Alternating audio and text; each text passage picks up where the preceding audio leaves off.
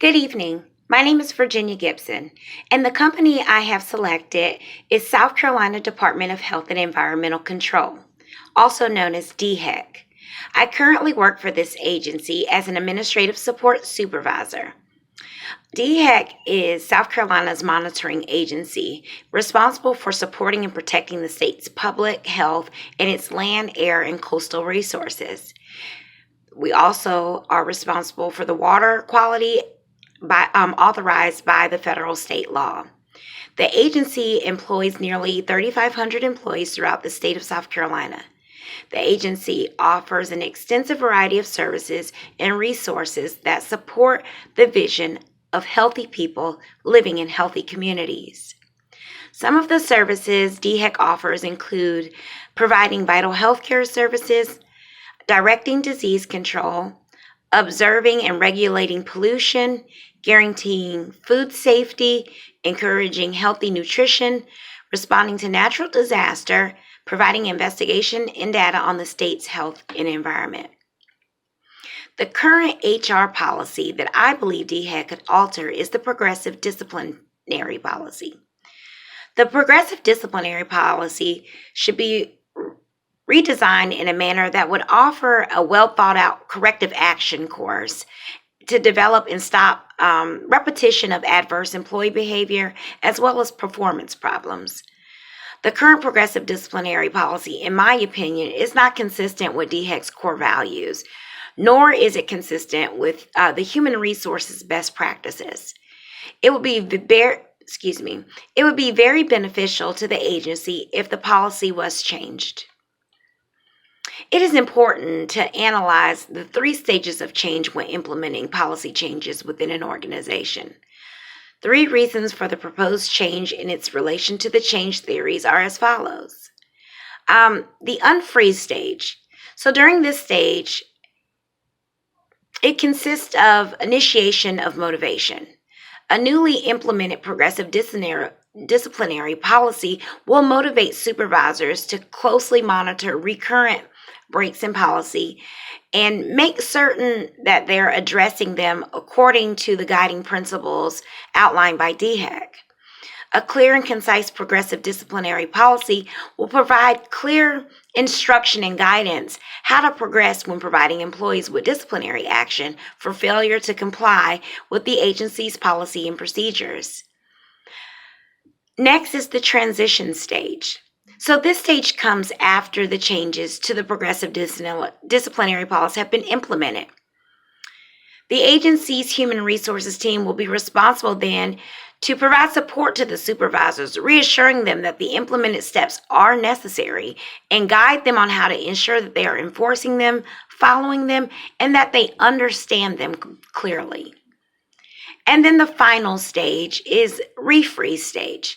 During this stage, the agency has accepted supervisors across the agency and they're comfortable with using the policy and has a clear understanding of how to enforce it. All staff complies and adheres to what is outlined in the policy, and the agency is once again stable. So 2 means of diagnosing change in an effort to determine if the agency's readiness for change includes assessing individual readiness and the organizational readiness. Individual readiness is simply evaluating if an employee is ready for the changes that will occur. This is one of the best choices of diagnosing change, simply because those employees that are ready will exhibit a positive and confident approach towards the changes. They will demonstrate poise and be enthusiastic about supporting the change. It is important that the employees working within the agency believe that the implemented changes will have a positive result for their job in the agency as a whole. Another important choice for diagnosing change is evaluating the organization's readiness for change.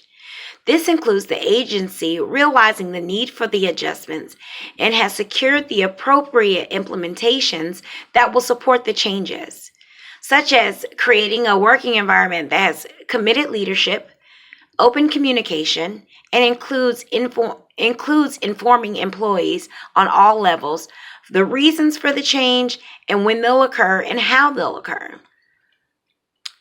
While assessing the organization's readiness for change, it's important to use a diagnostic analysis implementation. This simply means conducting research to capture various perspectives on obstacles that may occur if the changes are implemented. Using the data from that research will help the agency make an informed decision of the changes required and allowing tailoring of the implementation plan to the detailed requirements of the organization. In order to capture various perspectives, I would implement a survey that supervisors would complete as it relates to the current progressive disciplinary policy.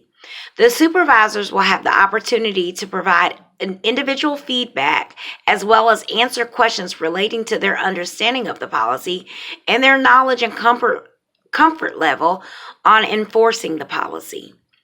After the results are examined, it would then be determined that the changes that need to be implemented and how to go about the implementation.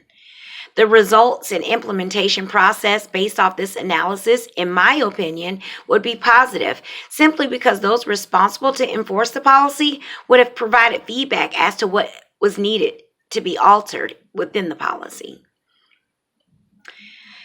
In the current position DHEC is in, I would have to say the agency is not ready to implement change for the current disciplinary policy.